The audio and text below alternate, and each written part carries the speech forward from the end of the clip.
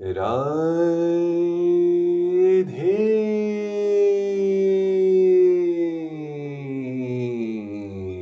राधे।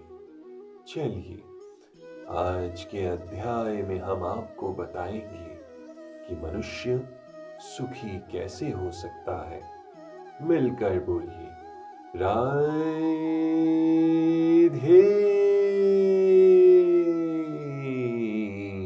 राधे। जहाँ तक संतान, पत्नी तथा घर से विरक्ति की बात है, इसका अर्थ ये नहीं है कि इनके लिए कोई भावना ही ना हो। ये सब स्नेह की प्राकृतिक वस्तुएं हैं, लेकिन जब ये आध्यात्मिक उन्नति में अनुकूल ना हो तो इनके प्रति आसक्त नहीं होना चाहिए। घर को सुखमय बनाने की सर्वोत्तम विधि कृष्ण भावनामृत है।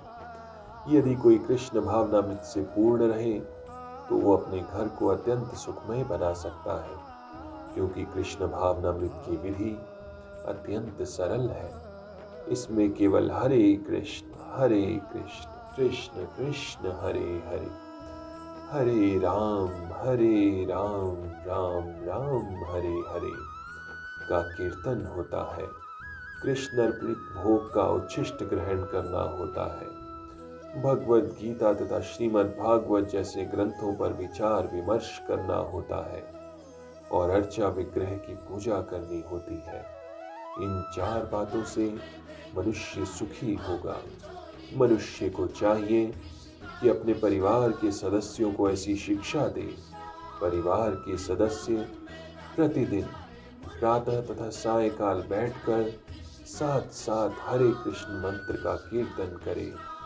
यदि कोई इन चार सिद्धांतों का पालन करते हुए अपनी पारिवारिक जीवन को कृष्ण भावनामृत में विकसित करने में ढाल सके तो पारिवारिक जीवन को त्याग कर विरक्त जीवन बिताने की आवश्यकता नहीं होगी। राधे राधे। लेकिन यदि ये आध्यात्मिक प्रगति के अनुकूल न रहे तो पारिवारिक जीवन का परित्याग कर देना चाहिए।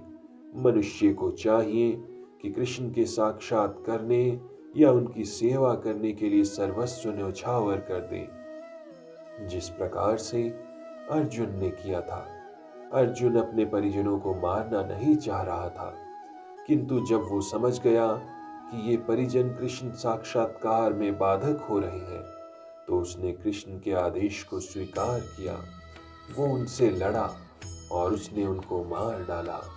इन सब विषयों में मनुष्य को पारिवारिक जीवन के सुख दुख से विरक्त रहना चाहिए, क्योंकि इस संसार में कोई भी न तो पूर्ण सुखी रह सकता है और न दुखी।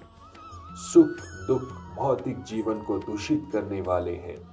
मनुष्य को चाहिए कि इन्हें सहना सीखे, जैसा कि भगवद गीता में उपदेश दिया गया है।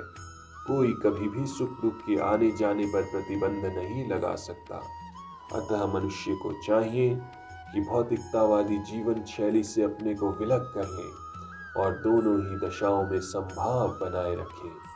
सामान्यतः जब हमें इच्छित वस्तु मिल जाती है तो हम अत्यंत प्रसन्न होते हैं, और जब अनिच्छित घटना घटती है तो हम दुखी होते हैं।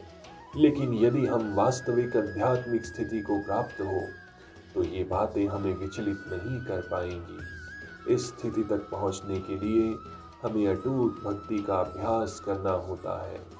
विपत्त हुए बिना कृष्ण भक्ति का अर्थ होता है कि भक्ति की नव विधियां कीर्तन, श्रवण, पूजन आदि में प्रवृत्त होना, जैसे 9वें अध्याय के अंतिम श्लोक में वर्णन हुआ है। इस विधि का अनुसरण करना चाहिए। मिलकर बोलिए, हरे